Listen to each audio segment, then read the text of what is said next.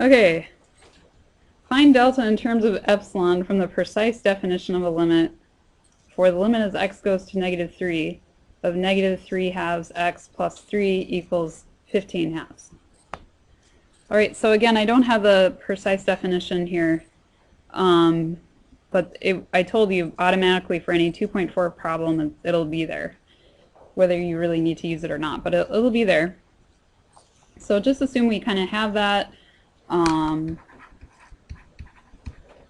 The first thing I suggest you do is look at the part of the precise definition that says the absolute value of f of x minus L is less than epsilon, and substitute in what we have for this problem. So what is f of x? -3 halves x plus 3, and then what's L? 15 halves. So we just write that stuff in here, close that off, less than epsilon. Alrighty, now, either now or maybe in another step, but at some point pretty soon here, you should know what you're trying to get on the left-hand side. And what you want is the absolute value of x minus a stuff. And so for this problem, what is our a? So this is going to be x minus -3. And let's simplify that to x plus 3 in absolute values.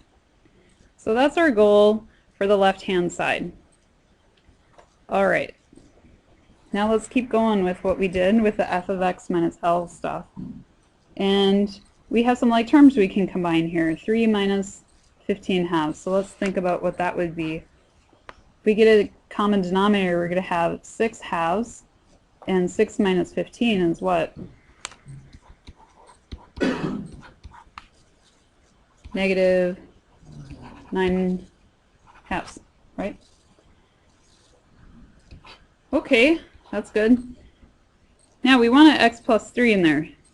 Notice what always happens is we want x plus or minus something.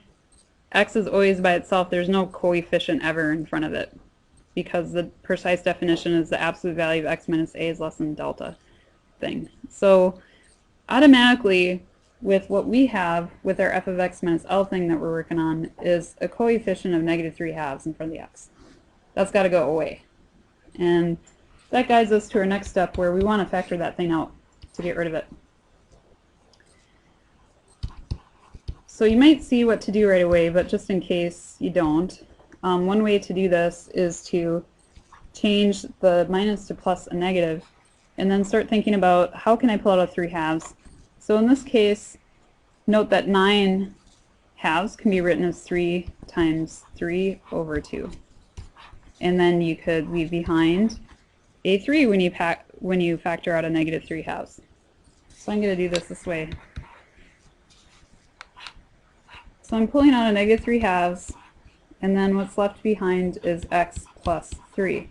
Now that's a really good thing, because we want the absolute value of x plus 3. We factored out a -3 halves, which now we can take out of the absolute values and make it positive. And then we can shift that over to the other side by doing what to both sides?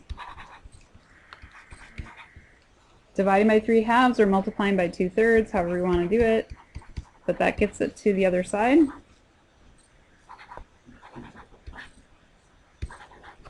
And we've achieved our goal of getting an absolute value of x plus 3 on the left-hand side. And now whatever the right-hand side is what you let delta equal. So delta is equal to 2 epsilon over 3.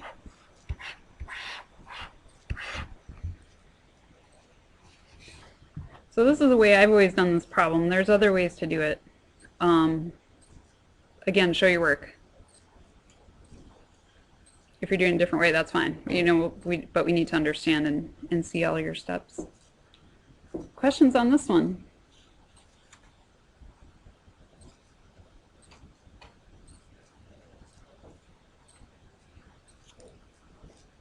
Okay, let me stop the recording.